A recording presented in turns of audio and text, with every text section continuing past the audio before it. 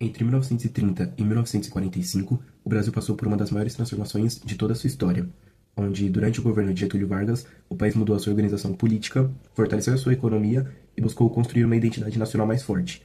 Mas como que os conceitos de território, Estado e nação ajudam a entender esse período? É exatamente isso que vamos explorar nesse documentário. Para entendermos a Era Vargas, primeiro precisamos voltar um pouco no tempo. Antes de 1930, o Brasil era governado pela chamada República Velha, e nesse período o poder político ficava concentrado principalmente nas mãos das elites rurais dos estados de São Paulo e Minas Gerais.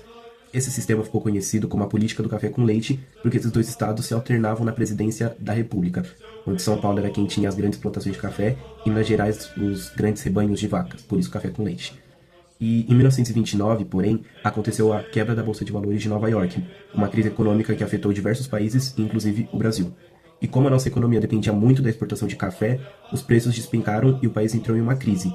E foi justamente nesse cenário que ocorreu a Revolução de 1930, um movimento que impediu a posse do presidente eleito Júlio Prestes e levou Getúlio Vargas ao poder. E a partir desse momento, Vargas iniciou um processo de profundas mudanças políticas, econômicas e sociais.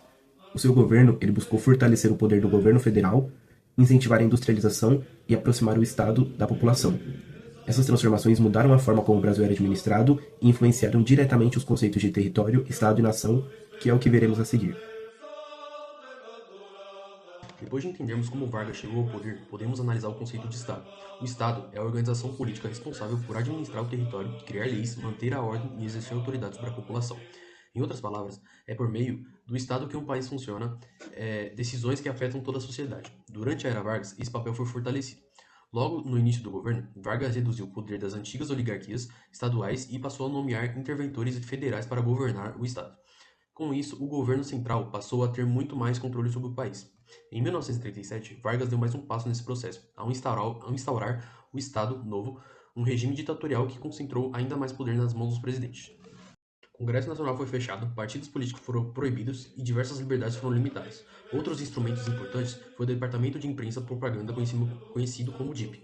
Este órgão era responsável por divulgar uma imagem positiva do governo e controlar as informações que chegavam à população. Jornais, rádios e outros meios de comunicação eram fiscalizados para evitar a crítica ao governo.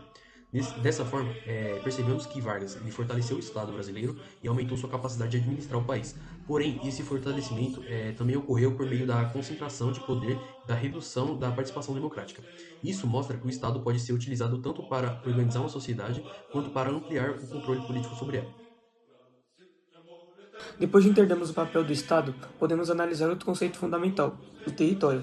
Muitas pessoas pensam que esse território é apenas a área de um país, mas, na geografia, esse conceito vai além. Território é um espaço controlado por relações de poder. Isso significa que ele depende de quem exerce autoridade, cria as regras e organiza esse espaço. Durante a Era Vargas, o governo buscou fortalecer esse controle sobre todo o território brasileiro.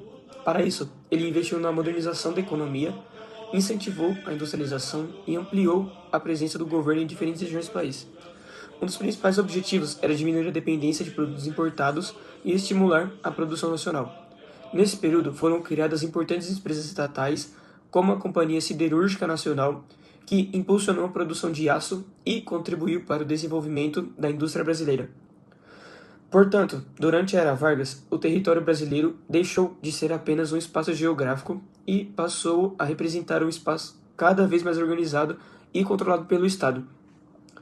Isso demonstra como as decisões políticas podem transformar a maneira como um país ocupa, administra e desenvolve seu território. Depois de vermos Estado e território, partimos agora para o terceiro conceito, a nação. Diferente do Estado, a nação ela é pertencimento de um povo, onde isso vem através da cultura, da língua, de costumes, da história. Então seria algo em comum ali entre os povos. Na era de Vargas, o governo fortaleceu muito a identidade nacional e eles utilizaram muito a questão da rádio para discursos do Getúlio Vargas, onde isso fortaleceu muito o governo. Então, nesses programas, eles procuravam o quê? Procuravam valorizar a cultura brasileira. Tinha também o DIP, Departamento de Imprensa e Propaganda, onde no DIP era basicamente a mesma coisa assim, eles procuravam fortalecer coisas positivas do governo, onde eles buscavam valorizar o patriotismo, valorizar os símbolos, como o da bandeira e hinos nacionais. Em 1943, teve também a criação do CLT, na era do Vargas, onde isso reuniu todos os direitos trabalhistas, melhorando muito para aqueles trabalhadores. Onde o que aconteceu? Os trabalhadores eles tiveram ali uma aproximação do governo de Getúlio Vargas, fazendo com que o Vargas fosse chamado até de pai dos pobres. Então, resumindo, a ideia da nação foi sim criar uma união, mas também foi uma estratégia política para... Ao longo desse documentário, vimos que território, Estado e nação são conceitos que vão muito além das definições que vemos nos livros. Durante a era Vargas, o fortalecimento do Estado permitiu ao governo ampliar o seu controle político e administrativo sobre o Brasil, e ao mesmo tempo, as políticas econômicas e administrativas contribuíram para integrar melhor o território nacional e impulsionar a industrialização.